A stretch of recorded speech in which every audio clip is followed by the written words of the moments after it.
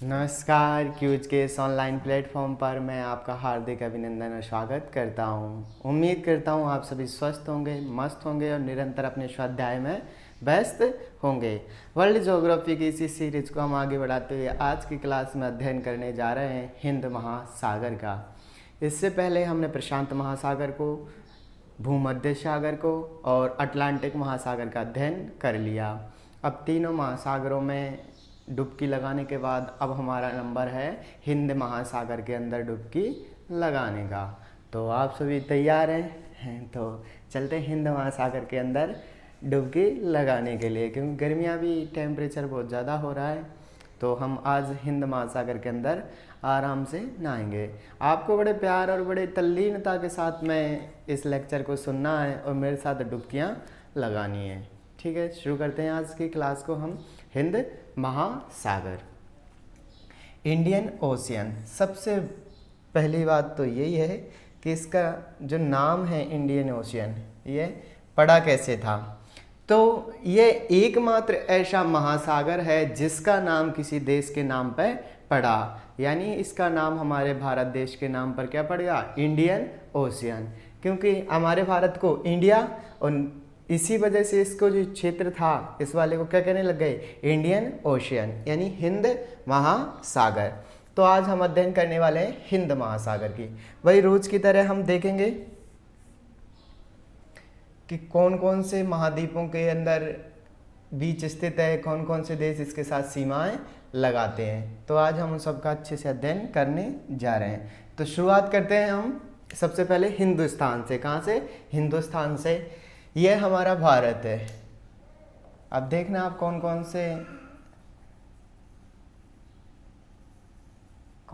से देश इसके साथ सीमा बनाते हैं। ठीक है,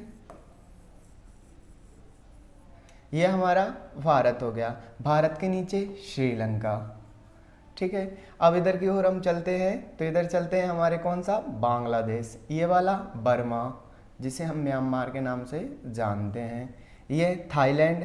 आगे और चलने पर ये मलेशिया। ये वाला जो द्वीप है वो है इंडोनेशिया। ये वाला जो द्वीप है वो है कोलंबो। ठीक है, और ये है थाईलैंड। ये कौन सा है, थाईलैंड। ठीक है, हालांकि ये उधर चले जाते हैं अपने क्या बोलते हैं, प्रशांत महासागर में। लेकिन ये वाला जो पार्ट है, जो मलेशिया का, इंडोनेशिया का और यहाँ पर सुमात्रा का, ये वाला क्षेत्र है वो हिंद महासागर के अंदर आता है। इधर ये ऑस्ट्रेलिया आपको दिख रहा हो तो ऑस्ट्रेलिया, तो हम कह सकते हैं ऑस्ट्रेलिया के पश्चिम में है, हिंद महासागर के दक्षिण में है, और ये एशिया के भी पश्चिम में है, क्योंकि ये वाला पूरा पार्ट किसका है, एशिया का। तो एशिया के कहाँ पर है, तो एशिया के भी पश्चिम, एशिया के दक्षिण और हिंदुस्तान के दक्षिण में। आगे चलते हैं हम, ये हमारा पड़ोसी पाकिस्तान, ये ईरान। ठीक है, और ये वाला जो सागर से होते हुए ओमान, यमन, अमन, और ये जो लाल सागर है वो भी इसका ही भाग है। तो यहाँ से इजिप्ट, फिर ये सूडान, और आगे चलने पर ये इथोपिया, आगे चलने पर सोमालिया, और आगे चलने पर ये है तंजानिया, ये है मोजाम्बिक, ये है जिम्बाब्वे। लेकिन जिम्बाब्वे इसके साथ सीमा नहीं बनाता, क्योंकि जिम्बाब्वे की सीमा यहाँ से इधर रह जाती हैं, तो इसके साथ सीमा नहीं बनाता। तो ये मोजाम्बिक, और ये हमारे साउथ अफ्रीका। ये साउथ अफ्रीका का क्षेत्र है। कौन कौन से आते हैं इसमें, Egypt, Sudan, Ethiopia, Somalia, Kenya, Tanzania, Mozambique, और जिम्बाब्वे बनाता नहीं है। और ये अफ्रीका का एक द्वीप और है मेडागास्कर, जो कि विश्व का चौथा सबसे बड़ा द्वीप है, लेकिन हिंद महासागर का सबसे बड़ा द्वीप है। कौन सा, मेडागास्कर। ठीक है, अब आगे चलते हैं। सबसे पहले हमने देख लिया ये अफ्रीका के पूर्व में है, यूरोप के भी पूर्व में है, क्योंकि ये जो क्षेत्र है कुछ वो किसका आता है, यूरोप का, जैसे इजिप्ट वगैरह। ठीक है, तो याद रखना अफ्रीका के पूर्व में है, एशिया के दक्षिण में है, ऑस्ट्रेलिया के पश्चिम में है और एशिया के भी पश्चिम में है, क्योंकि ये वाला क्षेत्र भी एशिया है तो इसके भी क्या हुआ पश्चिम में है। तो दो तरीके से एशिया से, तो एक तो दक्षिण में है, एशिया से पूर्व में भी है, ऑस्ट्रेलिया के पश्चिम में है और अफ्रीका के पूर्व के अंदर स्थित है। तो ये वाला जो पूरा क्षेत्र है वो किस नाम से जाना जाता है, हिंद महासागर के नाम से जाना जाता है। अब यहाँ पे आपको आकृति दिख रही होगी, हिंद महासागर की आकृति। तो इसकी आकृति कैसी है, तो अंग्रेजी के अक्षर एम के समान लग रहा है ना, यहाँ से ये यहाँ से प्रारंभ हो रहा है, ऐसे आ रहा है, ठीक है, ये यहाँ से प्रारंभ हो रहा है, ऐसे आ रहा है। तो इसकी आकृति कैसी हो गई, अंग्रेजी के अक्षर एम के समान। जो एम होता है हमारा अंग्रेजी का, उसके समान किसकी आकृति है, तो हिंद महासागर की।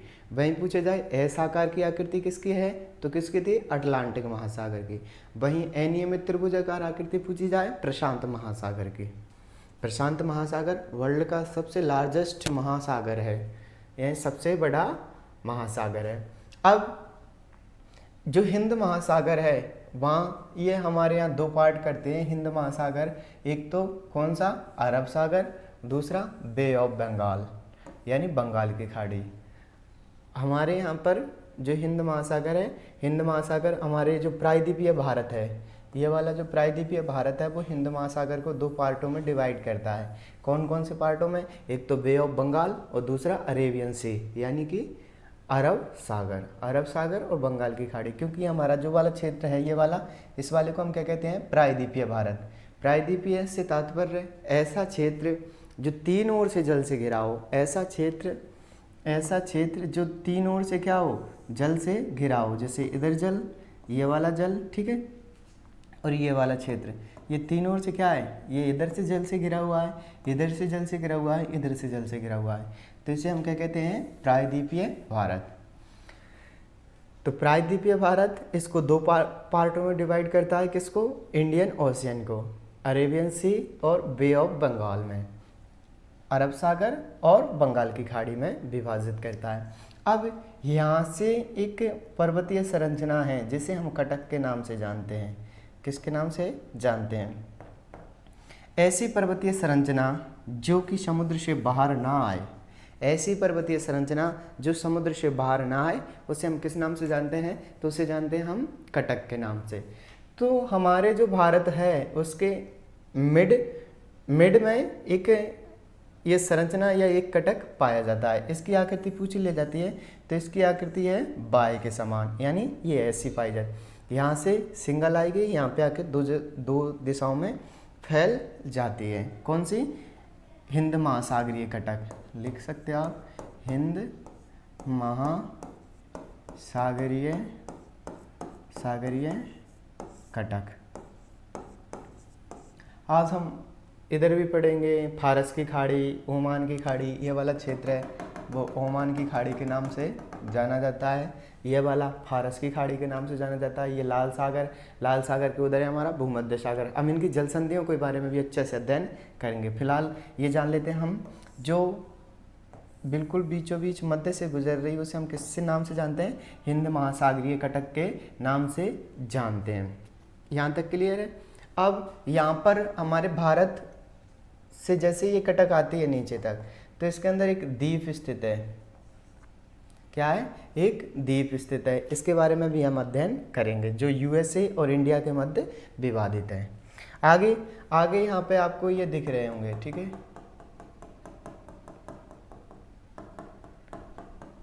यहाँ पे भी कुछ छोटे छोटे द्वीप हैं। यहाँ पे मेडागास्कर और मोजाम्बिक, यहाँ पर एक जल संधि का निर्माण होता है जिसे हम बोलते हैं मैगेलन जल संधि। कौन सी, मैगेलन जल संधि। कौन सी है, मैगेलन जल संधि। किस किस के बीच में है, मेडागास्कर मोजाम्बिक के। ये मेडागास्कर मोजाम्बिक को अलग करता है, वहीं अरब सागर को हिंद महासागर को दो पार्टों में डिवाइड करता है, उत्तरी और दक्षिणी, क्योंकि ये वाला पार्ट दक्षिणी और ये वाला उत्तरी। ठीक है, ये एक ही महासागर है इंडियन ओशियन को जो दो बार अलग करता है। कौन, तो वो करती है हमारी मैगेलन जल संधि। किस किस के बीच में है, मोजाम्बिक, मेडागास्कर। ठीक है, तो ये तो हो गए हमारे कुछ महत्वपूर्ण देश। और जिनसे लगने वाली सीमाएं याद रखना। वापस से पुनः हिंद महासागर। हिंद महासागर की आकृति अंग्रेजी के अक्षर एम के समान है।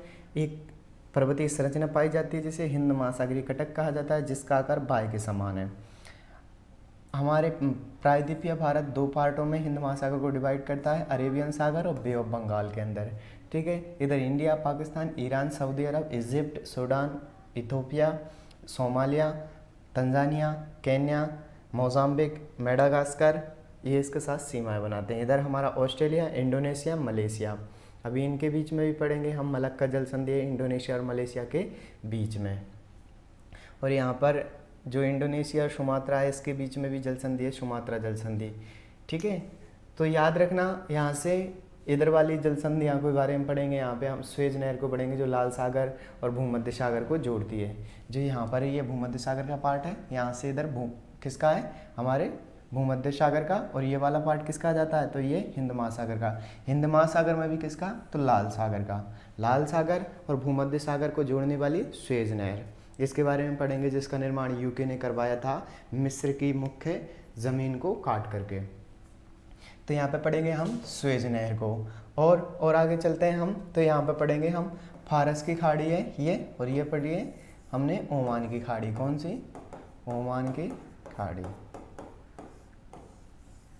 ठीक है, तो आज हम इन जल संधियों का भी अच्छे से अध्ययन करने वाले हैं। तो चलिए शुरुआत करते हैं हम हमारी कक्षा का। ये थोड़ा मोटा मोटा सा मैप याद रखना और अच्छे से दिखा दूँ मैं हमें हमारे भारत के सापेक्ष में, तो कि जो बंगाल की खाड़ी है, ये जो बंगाल की खाड़ी के अंदर स्थित है, जैसे यहाँ पे एक जल संधि देखने को मिलेगी हमें, जिसे पाक जल संधि कहते हैं, पाक डमरू मध्य कहते हैं या पाक जल संधि कहते हैं। याद रखना, पाक जल संधि पाकिस्तान के साथ में नहीं है, यह किसके साथ में है, श्रीलंका के साथ में है। कौन, पाक जल संधि।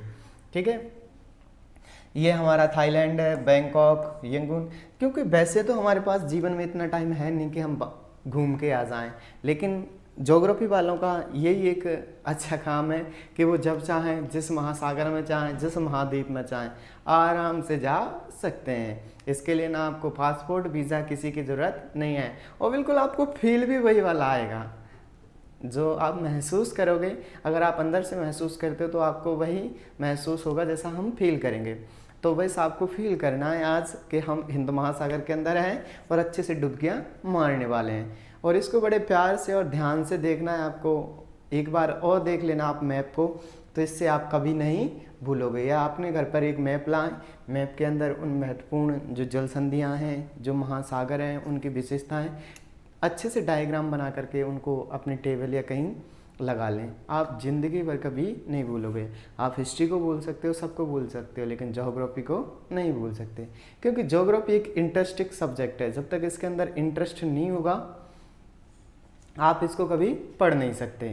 पहले ज्योग्राफी जो है थोड़ा सा हार्ड लगता है, लेकिन जैसे जैसे हम इसको पढ़ते जाते हैं मज़ा आने लग जाता है। फिर ऐसी इच्छा होती है कि ना बस ज्योग्राफी पढ़नी है। ठीक है, तो याद रखना ये हमारा थाईलैंड है। वैसे थाईलैंड ठीक है, जाने का हो तो चले जा सकते हो आप, क्योंकि अपने पास में ही है। ठीक है, और ये हमारी मलेशिया है, मलेशिया भी घूम कर आ सकते हो आप। ये हमारी इंडोनेशिया है। तो ये हमारे कुछ बंगाल की खाड़ी वाले के जो पास वाले क्षेत्र थे वो थे। आगे हम और इनके बारे में विस्तार से अध्ययन कर लेंगे। चलो अब हिंद महासागर की शुरुआत करते हैं। इंडियन ओशियन, हिंद महासागर विश्व का तीसरा सबसे बड़ा महासागर है। विश्व का तीसरा बड़ा महासागर है, थर्ड लार्जेस्ट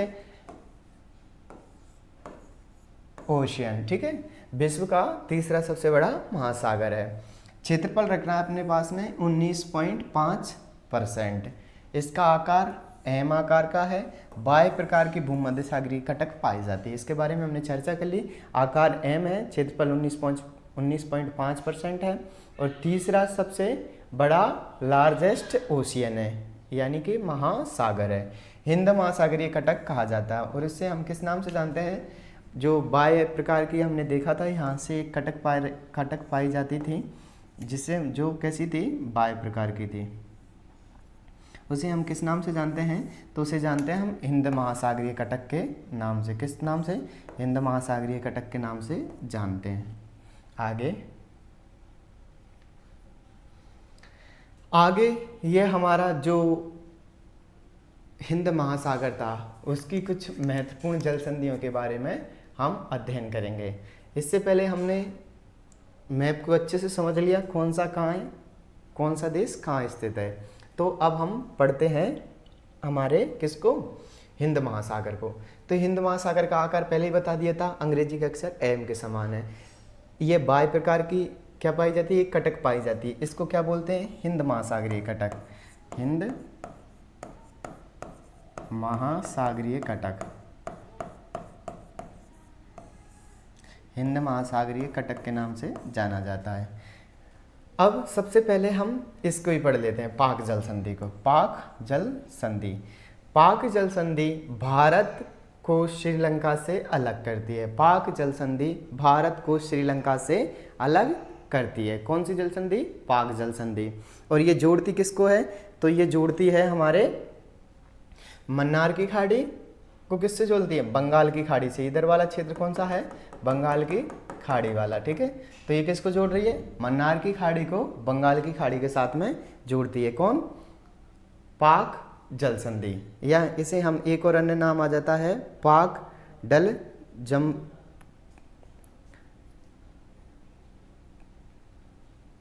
एक सेकेंड।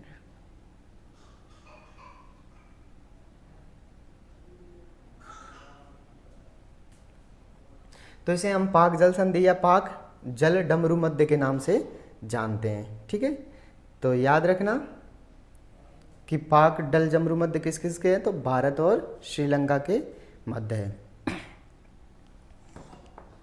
आगे चलते हैं हम। ये किसको जोड़ रही है? मन्नार की खाड़ी को। मन्नार की खाड़ी को किसके साथ में जोड़ रही है? तो ये जोड़ रही है हमारी बंगाल की खाड़ी के साथ में। ये है बंगाल की खाड़ी, या ऐसे भी कह सकते हैं हम बंगाल की खाड़ी को किसके साथ में जोड़ रही है? अरब सागर के साथ में, क्योंकि ये वाला क्षेत्र कौन सा है? अरब सागर वाला। तो बंगाल की खाड़ी और अरब सागर दोनों को आपस में कनेक्ट कर रही है। वहीं बंगाल की खाड़ी और मन्नार की खाड़ी को आपस में जोड़ती है, ठीक है। तो ये तो थी पाक जल संधि। पाक जल संधि अच्छे से समझ लो आप। ये इंडिया है, ये श्रीलंका है, इसके बीच में जो जल संधि है वो कौन सी है? पाक जल संधि। पाक जल संधि, पाक जल संधि। अब जल संधि का तात्पर्य पहले बता दिया था। जल संधि वह संधि होती हैं जो दो जलीय पार्टों को आपस में कनेक्ट करेगी और स्थलीय पार्टों को आपस में विखंडित करेगी। तो ये हमारा इंडिया है और श्रीलंका है, ठीक है। तो इन दोनों को क्या कर रही है? अलग करती है। और जोड़ती किसकी है?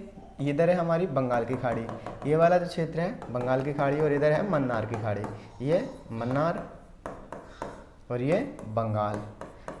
तो ये मन्नार और बंगाल की खाड़ी को आपस में क्या कर रही है? कनेक्ट। एक तरीके से ये भी कह सकते हैं ये अरब सागर का क्षेत्र है। तो ये बंगाल की खाड़ी और अरब सागर को जोड़ती है। तो इंडिया प्लस श्रीलंका को अलग करती है। इंडिया, एक सेकेंड, इंडिया और श्रीलंका को क्या करती है? अलग करती है। और मन्नार की खाड़ी को बंगाल की खाड़ी के साथ जोड़ती है, या बंगाल की खाड़ी को किसके साथ में जोड़ रही है? अरब सागर के साथ में। तो ये हो गई हमारी कौन सी? पाक जल संधि, ठीक है। तो ये हमारी पाक जल संधि। अब आगे चलते हैं हम एक और जल संधि जिसे हारमुज जल संधि कहते हैं।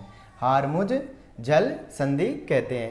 हारमुज जल संधि किस किस को जोड़ती है? तो ये ओमान की खाड़ी को फारस की खाड़ी के साथ में जोड़ती है। किसको जोड़ती है? ओमान की खाड़ी को फारस की खाड़ी के साथ में जोड़ती है। कौन? हारमुज जल संधि। हारमुज जल संधि याद रखना। ओमान फारस, ओमान फारस, ओमान को फारस की खाड़ी से साथ जोड़ती है हारमुज जल संधि। आगे ये वाला क्षेत्र है वो है अदन की खाड़ी का क्षेत्र। कौन सा है? हिंद महासागर का क्षेत्र है, लेकिन एक पर्टिकुलर क्षेत्र के नाम पे, जैसे हमारे यहाँ पे अरब सागर नाम पड़ गया बंगाल की खाड़ी का, वैसे ही यहाँ पर क्या पड़ जाता है? इसका नाम अदन की खाड़ी। और ये लाल सागर, ये क्या है? लाल सागर। तो ये अदन की खाड़ी और लाल सागर को जोड़ती है। कौन? बाब उल मंदेव जल संधि। याद रखना, बाब उल मंदेव जल संधि है वो अदन की खाड़ी और लाल सागर को आपस में क्या कर रही है? जोड़ती है। कौन सी? तो वो है हमारी बाब उल मंदेब जल संधि। आगे जैसे ही हम इसके आगे जाते हैं तो ये लाल सागर और इधर है हमारा भूमध्य सागर। लाल सागर और भूमध्य सागर को कौन जोड़ती है, तो सुएज नहर। हम इनके बारे में और विस्तृत से अध्ययन करेंगे, पर अभी हमें ये लोकेशनें याद होनी चाहिए।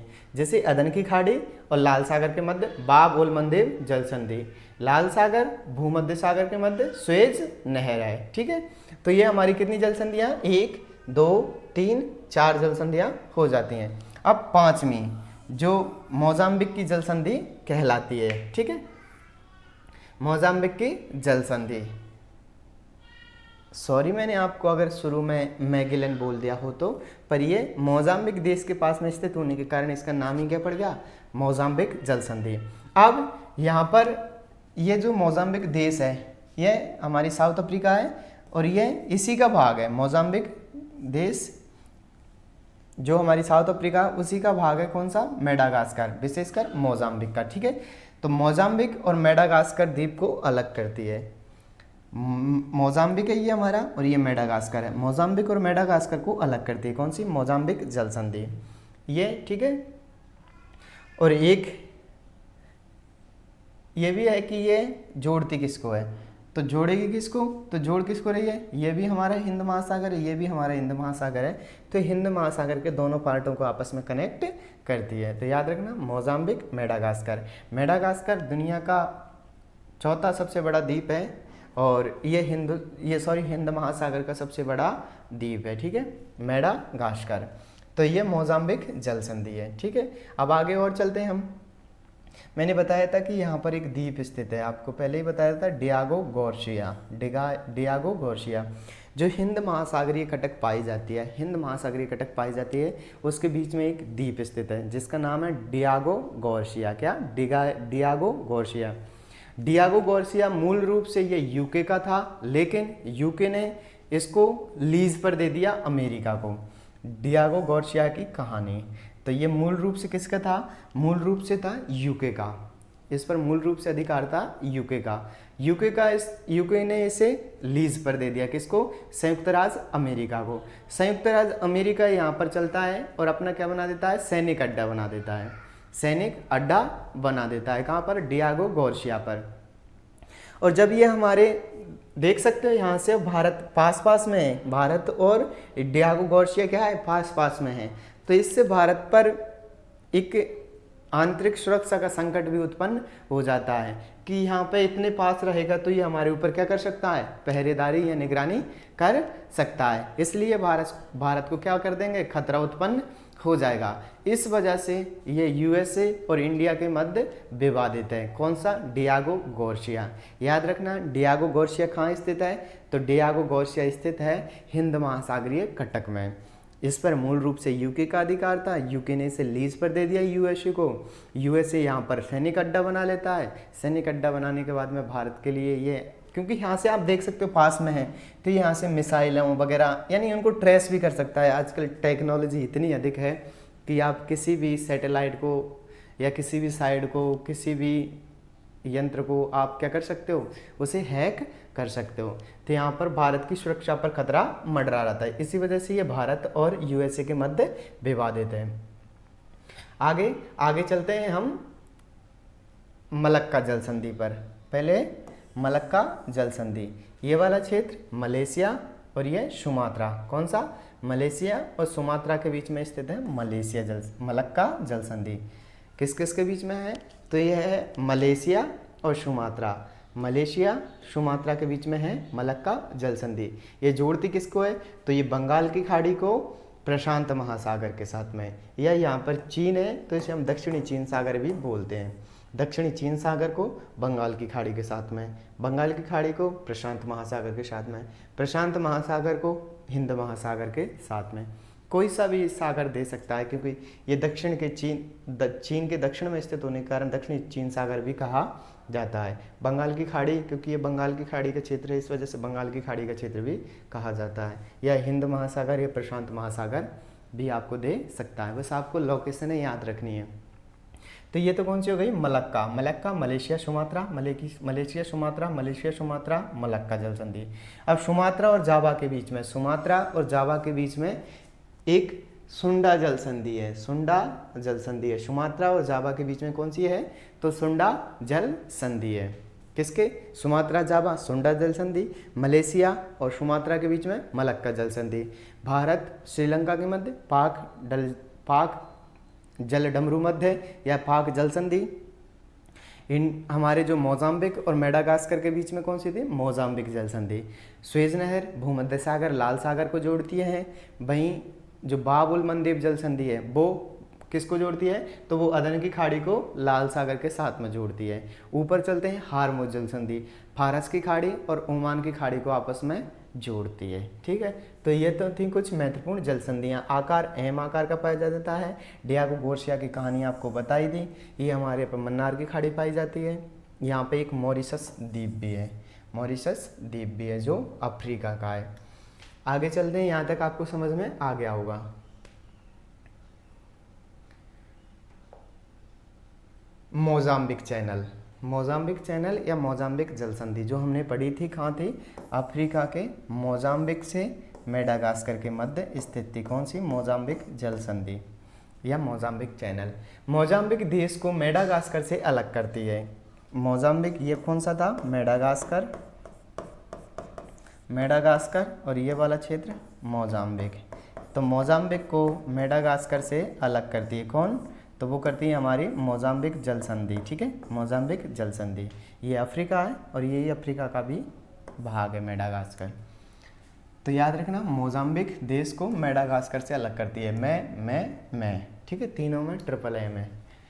ये हिंद महासागर के एक भाग को दूसरे भाग से जोड़ती है। हमने देख लिया था कि ये हिंद महासागर के एक भाग को दूसरे भाग से जोड़ती है, क्योंकि ऊपर भी हिंद महासागर है। ये हमारी अफ्रीका है। ठीक है, ये अफ्रीका, ये हमारा क्या है? मेडागास्कर। इन दोनों के मध्य स्थित है। तो ये वाला क्षेत्र भी हिंद महासागर का, ये भी हिंद महासागर। तो ये यहाँ पर कौन सा क्षेत्र है? मोजाम्बिक, मोजाम्बिक और हमारा कौन सा है? मेडागास्कर। तो ये तो हो गई मोजाम्बिक जल संधि। आगे मेडागास्कर द्वीप के बारे में, अब इसके बारे में कुछ जान लेते हैं। मेडागास्कर द्वीप के बारे में क्या है खासियत? विश्व का चौथा, वर्ल्ड 4th लार्जेस्ट द्वीप है। क्या है? द्वीप है। ठीक है, हिंद महासागर का पहला, हिंद महासागर का पूछे सबसे बड़ा द्वीप मेडागास्कर। विश्व का चौथा बड़ा द्वीप तो कौन सा है? वो है मेडागास्कर। आगे मकर रेखा गुजरती है यहाँ से, जो हमारी भूमध्य रेखा, तो यहाँ से और यहाँ से मकर रेखा गुजरती है। इसकी राजधानी है अंतानातारियो। यहाँ पर थोड़ा सा मिस्टेक है लिखने में, लेकिन अंतानातारियो ऑप्शन देखते ही आपको याद आ जाएगी, क्योंकि देश ही पता नहीं कैसे हैं, राजधानियाँ तो और भी उनकी महान है। तो मेडागास्कर विश्व का चौथा सबसे बड़ा द्वीप है, हिंद महासागर का पहला, मकर रेखा गुजरती है, राजधानी अंतानातारियो। अफ्रीका का एक देश है, यह पूरा क्षेत्र अफ्रीका है, तो अफ्रीका का पार्ट है, यानी अफ्रीका का एक देश है। इसे ग्रेट रेड द्वीप भी कहा जाता है, इसे ग्रेट रेड द्वीप भी कहा जाता है। ग्रेट रेड द्वीप क्यों कहा जाता है? क्योंकि यहाँ पर ये क्या है, यहाँ की जो मिट्टी है वो लाल पीली मिट्टी है, लाल पीली मिट्टी है, इस वजह से ये लाल पीला सा दिखाई देता है। इसी वजह से इसे क्या कहते हैं? ग्रेट रेड द्वीप कहते हैं। किसको? मेडागास्कर को। मोजाम्बिक चैनल हो गया हमारा, मोजाम्बिक और किसको अलग करता है? तो वो किसको अलग करता है? हमारे मेडागास्कर द्वीप को। ठीक है, और दोनों हिंद महासागर के पार्टों को आपस में कनेक्ट करता है। मेडागास्कर द्वीप विश्व का चौथा सबसे बड़ा द्वीप है, हिंद महासागर का पहला बड़ा द्वीप है। इसको ग्रेट रेड द्वीप के नाम से भी जाना जाता है। मकर रेखा गुजरती है, राजधानी है अंतानातारियो। आगे चलते हैं हम स्वेज नहर। स्वेज नहर की स्थिति आपको फिर बता दूं मैं। स्वेज नहर ये हमारा लाल सागर है, ये वाला जो क्षेत्र है वो लाल सागर है। ठीक है, अब यहाँ से एक नहर है, ठीक है, जो लाल सागर, और इधर है हमारा भूमध्य सागर। कौन सा? भूमध्य सागर, याद रखना। और ये लाल सागर, और ये इधर वाला क्षेत्र है भूमध्य सागर, और ये नहर है स्वेज नहर। कौन सी नहर? स्वेज नहर। ठीक है, स्थिति लाल सागर भूमध्य सागर को आपस में कनेक्ट करती है। कौन? स्वेज नहर। तो स्वेज नहर के बारे में हम अध्ययन करते हैं।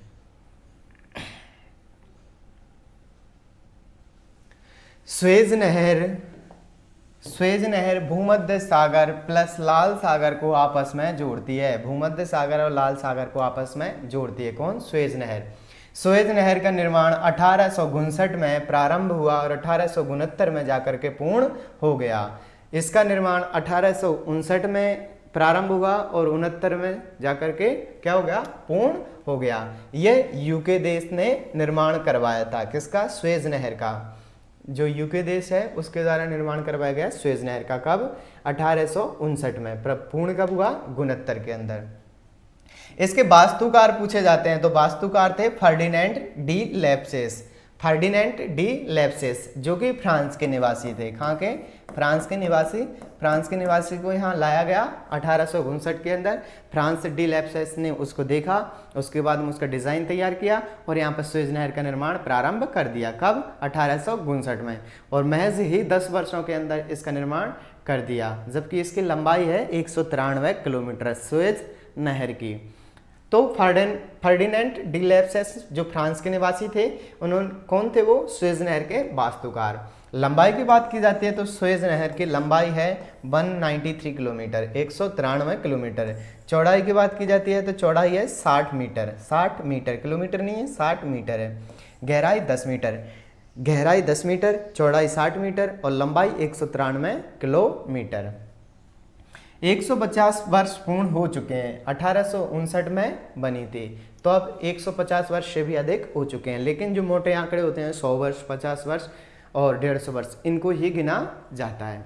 तो इसको बने हुए 150 वर्ष पूर्ण हो चुके हैं। ये किस किस को जोड़ती है? तो ये पोर्ट स्वेज को पोर्ट सईद से जोड़ती है। ये पोर्ट शहीद और ये पोर्ट स्वेज, तो इन दोनों को आपस में कनेक्ट करती है। क्या करती है? कनेक्ट करती है। किस किस को? पोर्ट स्वेज को पोर्ट सईद के साथ जोड़ती है। इससे भारत और यूरोप के मध्य 8000 किलोमीटर की कमी आई है। ठीक है, कैसे कमी आई है? तो इसकी जो दूरी थी उसकी वजह से क्या हुआ? स्वेज नहर के निर्माण हो जाने की वजह से जो भारत और जो यूके था इसके मध्य कमी आई। क्योंकि आपको यहाँ दिख रहा है भारत, तो पहले भारत जाने के लिए यहाँ से तो आप जा नहीं सकते क्योंकि यहाँ पर स्वेज नहर तो थी नहीं 1859 से पहले। तो पहले क्या करना पड़ता था? यहाँ से चलते थे हम, यहाँ से जाएंगे और यहाँ से ये अफ्रीका को, साउथ अफ्रीका को घूम करके फिर हम यूके पहुँचते थे, यानी यूरोप पहुँचते थे। कैसे? यहाँ से लेकर के यहाँ से होते हुए इस अफ्रीका को पूरे को पार करना पड़ता था। तो इसकी वजह से क्या हुआ? 8000 किलोमीटर की कमी आई थी। ठीक है, याद रखना कैसे आई थी, क्योंकि यहाँ से पहले, अब तो यहाँ से सीधे यहाँ होकर निकल के सीधे चले जाते हैं, लेकिन पहले क्या था? पहले आपको घूम के आना पड़ता था। जो हमारी साउथ अफ्रीका है उससे घूम करके या पूरा चक्कर लगा करके आना होता था। तो अब क्या हुआ? जो हमारा भारत है और किसके मध्य? यूरोप के मध्य, इसकी वजह से 8000 किलोमीटर की कमी आई है। ठीक है, 1956 में अंतर्राष्ट्रीयकरण किया गया है। इसका 1956 में अंतर्राष्ट्रीयकरण किया गया और 1967 में यूएनओ ने इसे मान्यता प्रदान कर दी। 1956 में इसका अंतर्राष्ट्रीयकरण किया गया और 57 में यूएनओ ने इसे क्या कर दी? मान्यता प्रदान कर दी। स्वेज नहर। स्वेज नहर के वास्तुकार फर्डिनेंड डी लेप्सेस फ्रांस के निवासी थे। 1859 में निर्माण किया गया था, 69 में जाकर के पूर्ण हो गया था। पोर्ट स्वेज को पोर्ट सईद के साथ कनेक्ट करती है। भारत यूरोप के मध्य 8000 किलोमीटर की दूरी में कमी आई है। लंबाई 193, गहराई 10 मीटर, चौड़ाई कितनी है हमारी?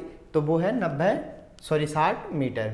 इसको पूर्ण हुए 150 वर्ष पूर्ण हो चुके हैं। और ये भूमध्य सागर लाल सागर को सबसे अधिक क्वेश्चन यहाँ से पूछा जाता है। स्वेज नहर किसे जोड़ती है? भूमध्य सागर लाल सागर, भूमध्य सागर लाल सागर, भूमध्य सागर लाल सागर। याद रखना, भूमध्य सागर लाल सागर, भूमध्य सागर लाल सागर। स्वेज नहर किसको? भूमध्य सागर और लाल सागर को जोड़ती है। ठीक है, और इसको याद रखना, भारत यूरोप के मध्य कितनी दूरी? 8000 किलोमीटर की कमी आई है।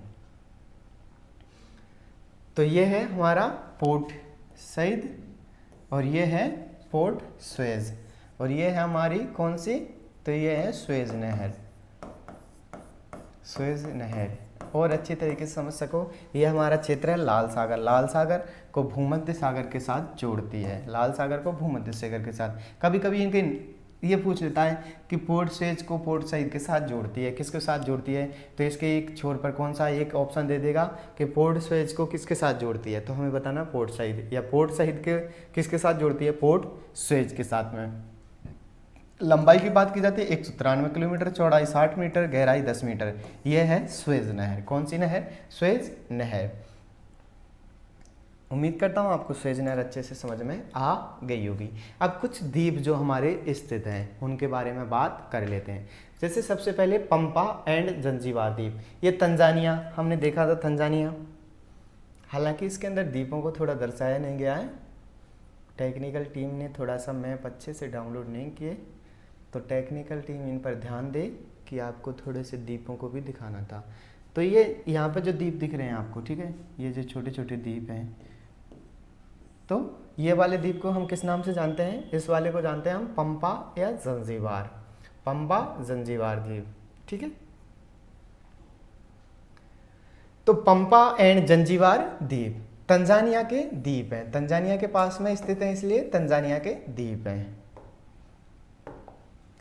लौंग एंड नारियल हेतु प्रसिद्ध है, लौंग और नारियल हेतु प्रसिद्ध है पंपा और जंजीबार। और विशेष करके जो जंजीबार द्वीप है, जंजीबार द्वीप है, वहाँ पर लौंग का उत्पादन इतना अधिक होता है कि इसे लौंग द्वीप के नाम से ही जाना जाने लगा। किसको, जंजीबार द्वीप को। लौंग द्वीप, जंजीबार द्वीप, नारियल लौंग हेतु प्रसिद्ध हैं और किसके हैं, तो ये जो जंजीबार द्वीप है वो तो विशेषकर लौंग द्वीप के नाम से ही जाना जाता है, और ये तंजानिया के द्वीप हैं, ठीक है। तो ये हो गए हमारे कौन से, पंपा और जंजीबार द्वीप। अब मॉरिशस, मॉरिशस हमने देख लिया था, जो हमारी मध्य अटलांटिक कटकजारी थी उसके पास में स्थित था। कौन सा, मॉरिशस।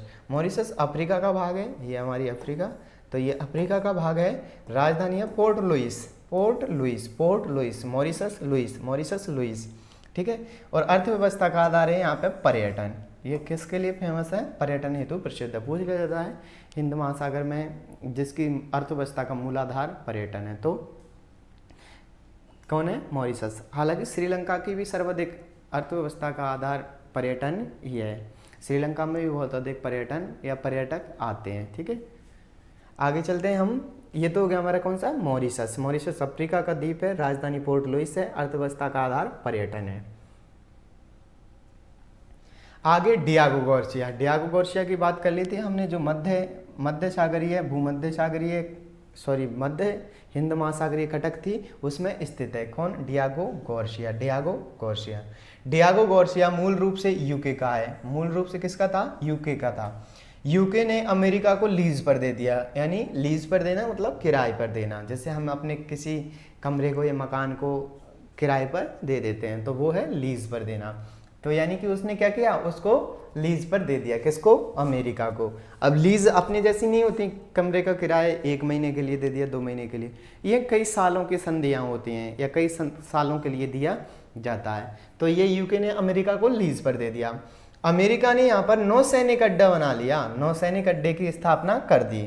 अमेरिका यहाँ से क्या करता है, नौसैनिक अड्डे की स्थापना कर लेता है, क्योंकि अमेरिका यहाँ से एशिया से ऑस्ट्रेलिया वगैरह अफ्रीका से बहुत दूर है, तो उसने सोचा अगर मैं यहाँ अड्डा स्थापित कर लेता हूँ तो यहाँ से मैं सब पर निगरानी आसानी से रख सकता हूँ। तो उसने क्या किया, यहाँ पर अपना नौसैनिक अड्डा स्थापित कर लिया। आगे तो इसी वजह से जब नौसैनिक अड्डा स्थापित किया तो भारत की जो सुरक्षा थी उस पर खतरा उत्पन्न हो गया था। बिल्कुल जाहिर सी बात है, अभी हमारा घर है, हमारे पास में कोई पड़ोसी आकर रहने लग जाए, पड़ोसी भी वो कौन सा, जो हमारा दुश्मन है। हालांकि मेरा कोई दुश्मन नहीं है, लेकिन वो दुश्मन आके रहने लग जाए तो वो 24 घंटे हमारे ऊपर क्या रखेगा, निगरानी रखेगा। तो बस वही है कि यहाँ पे आकर जब जो अमेरिका था उसने सैनिक अड्डा स्थापित कर लिया, यह हमारा भारत है, तो यहाँ पर हमारे लिए क्या थे, खतरा उत्पन्न हो गया था, क्योंकि ये यहाँ से अपने ऊपर नज़र रख सकता था, प्रत्येक गतिविधि को कंट्रोल कर सकता था। तो ये इसी वजह से भारत और अमेरिका के मध्य विवादित है। कौन सा, डियागो गार्सिया, मूल रूप से यूके का, यूके ने लीज पर दिया, अमेरिका ने नौसैनिक के अड्डे की स्थापना कर दी और भारत और अमेरिका के मध्य विवादित हो गया। हमारे भारत के नीचे है श्रीलंका। कौन सा, श्रीलंका एशिया महाद्वीप का समूह के रूप में स्थित है, एशिया महाद्वीप है उसी का भाग है कौन, श्रीलंका। राजधानी है, पहले थी वो अब बदल गई, अब हो गई हमारी, पहले इसकी राजधानी थी कोलंबो, अब जयवर्धनेपुरम है। श्रीलंका की राजधानी क्या है? जयवर्धनेपुरम। पाक जल संधि से भारत से अलग होता है। पाक जल संधि हमने पढ़ लिया था, भारत और श्रीलंका के मध्य यहाँ पर स्थित है, ठीक है, पाक जल संधि। तो ये एशिया, ये हमारा सारा क्षेत्र एशिया के नाम से जाना जाता है, तो ये एशिया का ही देश है। पाक जल संधि के द्वारा भारत से अलग हो जाता है कौन? श्रीलंका। राजधानी श्री जयवर्धनेपुरम है। आगे चलते हैं, मालदीव। तो ये हमारा भारत है, ये हमारे लक्षद्वीप हैं, और यहाँ पर ये हमारा मालदीव। मालदीव, यहाँ से एक महत्वपूर्ण अक्षांश गुजरता है 8 डिग्री चैनल। कौन सा? 8 डिग्री चैनल, जो मालदीव और लक्षद्वीप को अलग करता है। आगे, मालदीव एशिया महाद्वीप का ही भाग है। ये भी किसका भाग है? एशिया महाद्वीप का। जिस प्रकार से श्रीलंका भाग था, उसी प्रकार से मालदीव भी एशिया महाद्वीप का भाग है। ये 8 डिग्री अक्षांश रेखा के द्वारा लक्षद्वीप से अलग होता है। ये हमारा लक्षद्वीप और ये मालदीव, तो ये 8 डिग्री जो चैनल है उसके द्वारा एक दूसरे से अलग करते हैं। तो याद रखना, 8 डिग्री चैनल किसको अलग करता है? लक्षद्वीप को मालदीव से। राजधानी मालदीव की माले, माले मालदीव, मालदीव माले, मालदीव माले। 8 डिग्री अक्षांश लक्षद्वीप मालदीव, 8 डिग्री अक्षांश मालदीव लक्षद्वीप मालदीव, ठीक है, याद रखना। आगे, बाब उल मंदेब जल संधि। तो हमने पढ़ी थी, ये हमारा कौन सा? लाल सागर, और इधर हमारी कौन सा था? तो इधर हमारा ये लाल सागर को किसके साथ में जोड़ता है? तो ये ओमान की खाड़ी के साथ में जोड़ता है। किसके साथ में जोड़ता है? ओमान की खाड़ी के साथ में। तो ये वाला जो जल संधि है उसे हम बाब उल मंदेब जल संधि कहते हैं। तो याद रखना, लाल सागर और ओमान की खाड़ी को जोड़ता है। सॉरी, ओमान की नहीं, अदन की खाड़ी है। आपको एक बार फिर मैप में दिखा दूं मैं।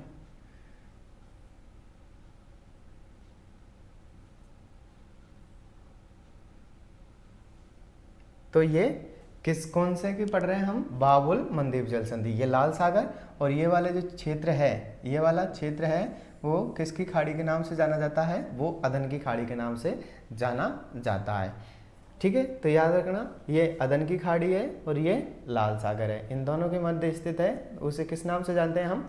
बाब उल मंदेब जल संधि। इसे आंसुओं का द्वार भी कहते हैं। बाब उल मंदेब जल संधि को क्या कहते हैं? आंसुओं का द्वार भी कहते हैं।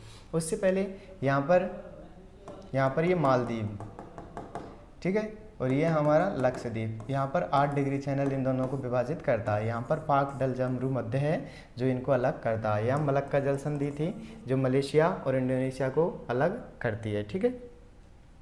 आगे यहाँ पर मध्य सागरीय पटक पड़ी थी। यहाँ पर डियागो गॉर्सिया था, यहाँ पर मॉरिशस था, ये यहाँ पर पंपा जिंजीबार द्वीप थे, यहाँ पर एक मोजाम्बिक जल संधि थी। मेडागास्कर मोजाम्बिक को अलग करती है। इससे पहले यहाँ पर हमने पढ़ा था हार्मुज जल संधि है जो फारस की खाड़ी को ओमान की खाड़ी से अलग करती है। फारस की खाड़ी को ओमान की खाड़ी से अलग करती है और ओमान को ईरान से भी अलग करती है, ठीक है। तो यहाँ पर क्या पढ़ रहे थे हम? बाब उल मंदेब जल संधि। बाब उल मंदेब जल संधि अदन की खाड़ी और लाल सागर को आपस में जोड़ती है, ठीक है।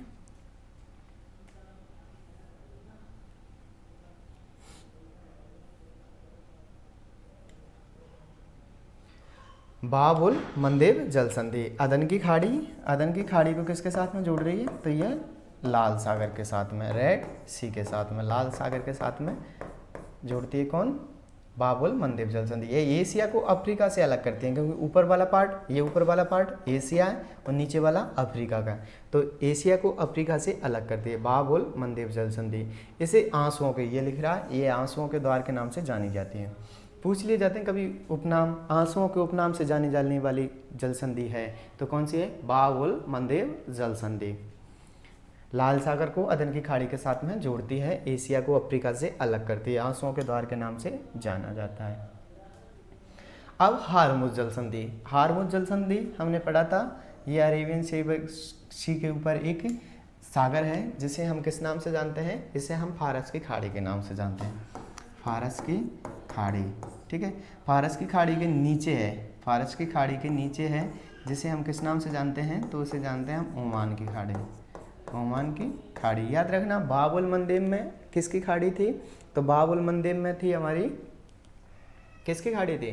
तो वहाँ पर थी हमारी अदन की खाड़ी। कौन सी? अदन की खाड़ी और लाल सागर। उनके बीच में बाबुल मंदिर, आंसुओं का द्वार कहा जाता है, एशिया को अफ्रीका से अलग करता है। अब बात करते हैं हम किसकी? हारमुज जल संधि। अब यहाँ पर जो जल संधि है वो कौन सी है? हारमुज जल संधि।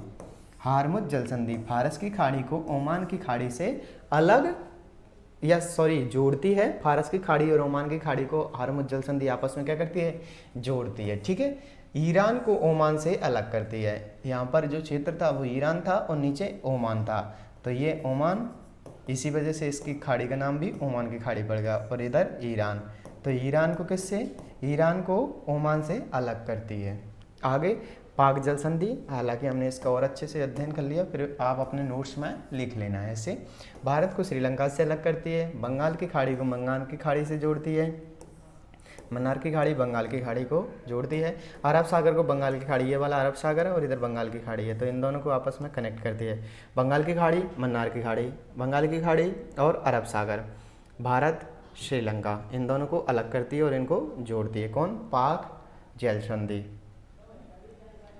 आगे कुछ महत्वपूर्ण फैक्ट जैसे पूछ लिया जाता है, हिंद महासागर की जो उत्पत्ति है या कैसे हुई थी, तो वो हुई थी गोंडवाना लैंड के विखंडन के साथ में।